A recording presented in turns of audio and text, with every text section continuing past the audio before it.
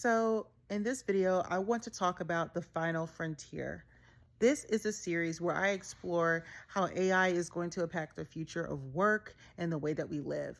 I also discuss these themes related to young people under the age of 40 who are trying to understand the world and their place in it.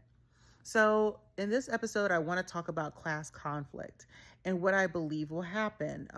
I think, this is my belief, I believe that AI is going to accelerate income inequality to the point where it leads us to global war. Hear me out, hear me out, hear me out. The tech that America is trial running is going to be used in other countries as well. I believe knowledge work itself, the concept of going to college, getting degrees, and going to some white collar profession, that is going to be an antiquated model for learning and development. And as a result, I think a lot of people who are in that white collar class have overestimated their value, and some of those positions will be phased out by 2040. So what that means is that we will transition as a society philosophically from like humans doing, meaning you are what you do for work, to human being, meaning who you are. So there's a lot of implications for that, right? AI is going to trigger somewhat of an existential crisis in humanity where we have to think about who we actually are as human beings. And so there's going to be people at the highest peak of human evolution.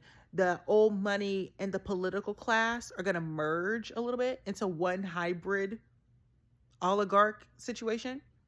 And then you'll also have the technocrats. So the tech CEOs, the people starting AI startups, and they're getting all this venture capital money. Like those people at the top are like the 0.01%. And then there's going to be everybody else. That being said, I think it's important because the discrepancy, the gap between the haves and the have-nots is going to be so big that you're going to physically see changes in people. So the people at the top are going to have access to better air quality, food and water that's safe and doesn't have a lot of the pollutants or contaminants, versus the people at the bottom. So even the people at the bottom who don't know that they're at the bottom, the white collar class, they're spending a lot of money on garbage.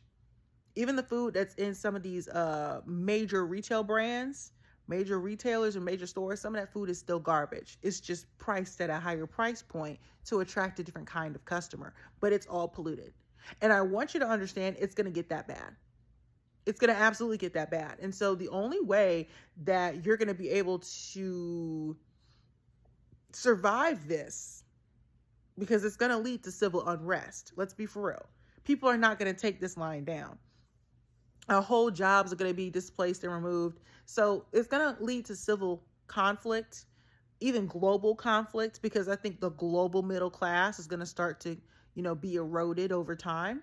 So eventually people are going to have an issue with this. And I think what it's going to lead to is some sort of like UBI based system where there is a guaranteed standard of living for people in the peasant class. But not everybody's going to be in the peasant class. There's two other groups that I want to position for consideration. You have the folks that are in the middle, a small, really small merchant class of strivers. This is a merchant class of people who may not master people, tech, and systems, but they at least know the tech. That small group of people, these are like the AI-based jobs that you are highly technical and specialized. There's not going to be that many of these positions that are necessary for our world to function, just to be honest with you. So just going back to school to be an automation engineer is not really necessary. Also, we'll have people who are tradesmen. So real, think like old school merchants, blacksmiths, plumbers, HVAC technicians, people who provide a very specific service, a very specific trade. They're going to be part of that merchant class too. So you're not going to be the uber wealthy, but you're not going to be a peasant either. You don't need the UBI based system to survive. And I will go so far as to say this is not going to be every electrician and every plumber. This is specifically going to be the people who own companies that provide this trade, reputable established companies that own this trade. Now, there's a lot of other groups that are in the merchant class, but again, most people won't really make it. They won't survive the transition to this new digital caste system anyway. Another topic for another day. But those who do survive it, they'll be in that merchant class, but the majority will be in the peasant class. There is another group though, and it's going to be a group that's to the side. They're going to be forced out of the system altogether.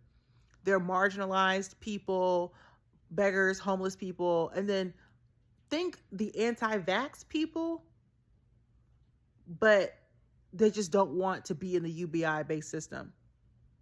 Okay, there's always going to be people who push back against this.